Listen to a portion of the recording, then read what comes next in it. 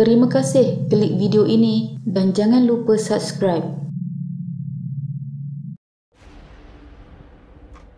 Pada sekitar tahun 2020, kita telah digemparkan dengan kejadian-kejadian ketukan pintu rumah yang diselubungi misteri. Insiden yang pada mulanya dilaporkan di Sabak Bernam, Selangor dikabarkan telah merebak ke beberapa buah negeri. Tidak hanya ketukan pintu, ada juga yang mendakwa terlihat kelibat lembaga menakutkan. Selain ada kejadian di mana kanak-kanak ternampak lembaga seperti pocong dan berulang kali memberitahu ada orang datang ke rumah meskipun tiada gangguan ketukan pintu. Kejadian ini tidak hanya dilihat dari sudut kemungkinan ianya dilakukan oleh perbuatan khianat individu, tetapi ianya turut membabitkan pengalaman mistik yang dilalui oleh pemilik rumah apabila pintu rumah mereka diketuk. Seperti kes yang berlaku di Pahang, bukan hanya ketukan di pintu, malah mereka akan terhidu bau busuk seperti bangkai. Seorang penduduk di Kampung Perias di Jerantut memberitahu bahawa rumahnya antara dua buah kediaman di kampung tersebut yang terlibat dengan ketukan misteri. Menurutnya, kejadian berlaku pada pukul 9 malam ketika dia sedang tidur di dalam bilik. Dia yang memang mengetahui kejadian itu di Selangor dan Melaka melalui media sosial dan akhbar. Ketika ketukan berlaku, dia sedang melayari Facebook dan membaca mengenai misteri itu. Ketika berharap semoga tiada kes seperti itu terjadi kepadanya, dengan tiba-tiba terdengar bunyi ketukan di pintu. Dia tidak membuka pintu kerana takut dan terus berselimut. Sementara itu, jiran penduduk itu turut mengalami pengalaman yang sama. Kejadian ketukan selama 5 minit, kira-kira pukul 9.30 malam itu berlaku ketika dia dan suami serta 3 anaknya berada di dalam rumah. Katanya mereka hanya terfikir remaja nakal di kampung itu mengetuk pintu, tetapi tiada sesiapa di depan rumah selepas diintai. Lebih menakutkan, mereka terbau sesuatu yang amat busuk seperti bangkai. Dia memberitahu selepas ketukan berakhir, suami dan anak-anaknya membuka pintu dan tiada kelibat atau kesan kehadiran tetamu atau individu, tetapi masih meninggalkan bau busuk. Kejadian tersebut kemudian dilaporkan kepada pihak polis.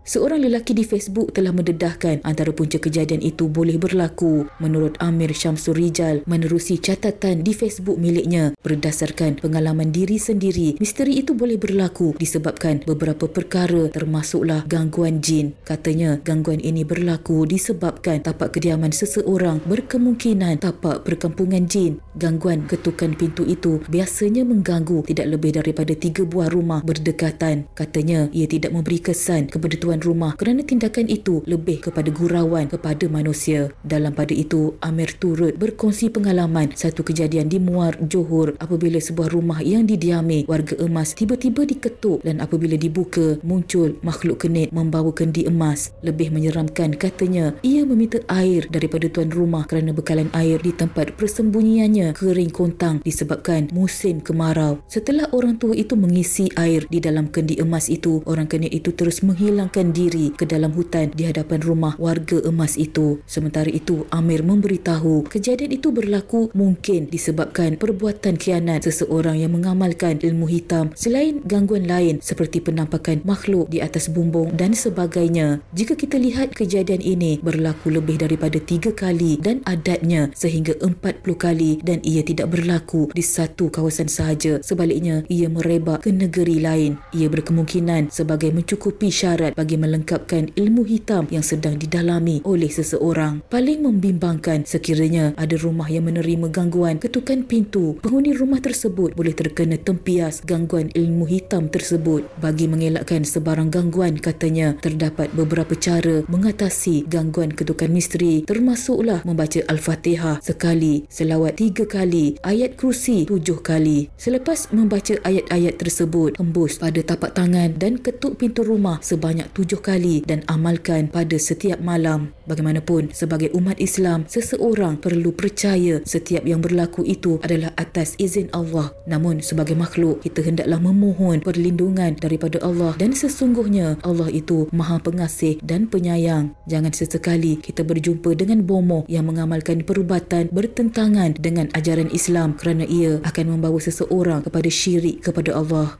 Sekian.